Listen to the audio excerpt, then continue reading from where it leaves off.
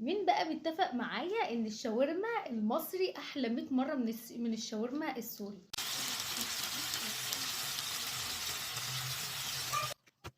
ويلا بسم الله. اول حاجه معايا قطعيه معينه من اللحمه، بتكون من وش الفخده اللي هي لحمه البفتيك. بتجيبيها شرايح كده وبتحطها فوق بعضها وبتقطعيها شرايح جوليان رفيعه. ومعايا بصلايه كبيره او بصلتين، بحط عليهم رشه من الفلفل ورشه من الملح وبسيبهم 5 دقايق. وبصفي الميه بعصرها في مصفى عشان انزل اكبر كميه من عصير البصل، لان ده بطل التتبيله معايا. الوصفة دي يا جماعة لازم تحفظوها للعيد. مش عايزين نعمل كل يوم شوربة، لا، عايزين حاجة جديدة نفرح بيها الأولاد، وكمان تغنينا عن الأكل اللي احنا بنجيبه من بره وبيوجع لنا بطننا. هنا بقى كنت صفيت اكبر كميه من البصل. طبعا تفل البصل مش هرميه، بعمل بيه شويه حته كفته، شويه محشي، اي حاجه. وللتتبيله بقى احط معايا شويه من الخل، حوالي 3 4 معالق. هنزل كمان بمعلقتين من المستردة، وديت مش اساسيه في الوصفه، لو انت عندك حطي، مش عندك خلاص. معايا عصير ليمونتين. وهنزل بقى بشويه من الفلفل، حوالي معلقه كبيره من الفلفل.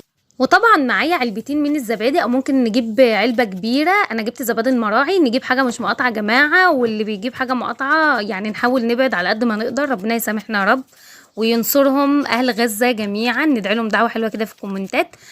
وهنزل بقى بالبطل الاساسي معايا شاورما، تتبيله ويلز للشاورما تحفه. هي دي اللي هتنقلها لي في حته تانية خالص.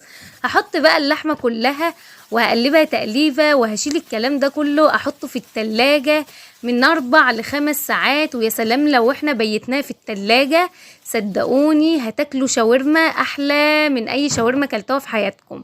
وبكده مش بصراحه مش هنخلي عيالنا تاكل حاجه من بره في العيد.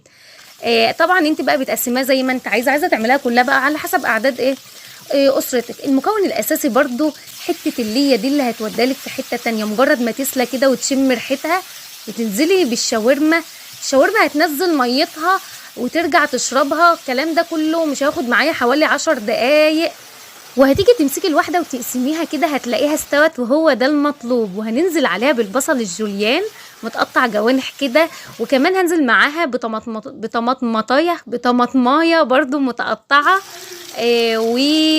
ومفروض كان يكون في بقدونس بس ما كانش عندي. كنت مجهزه طحينه لان اساس الشاورما الطحينه. حطيت معلقتين وقلبتهم، واحط طبعا طحينه تاني في السندوتش. وده كان احلى سندوتش كلته في حياتي حرفيا. شوفوا المنظر بصراحه تحفه. ويلا بقى تعالوا ندوق.